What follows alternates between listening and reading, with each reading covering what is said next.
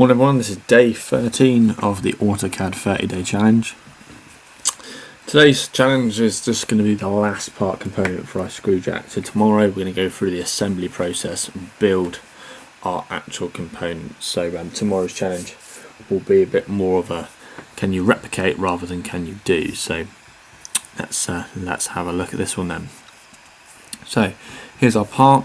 This is our part, and today I've actually left my construction lines visual after some questions have come through and saying, well, how do you use this construction matrix? So these are my construction lines are sat behind my components. So you see the components in black. This is a square component with a thread through, and it's the actual component is over 880 mil of thread. Obviously 900 if you include the little handle section on the end.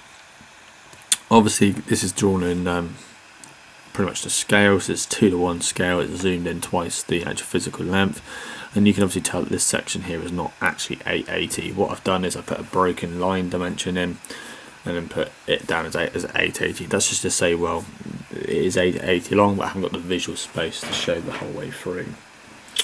So have fun with this one. Check the solution tonight, see how you put in a breakaway dimension, see how we can shrink it down and use our construction matrix to apply with this one. Thanks very much guys, and have fun with this.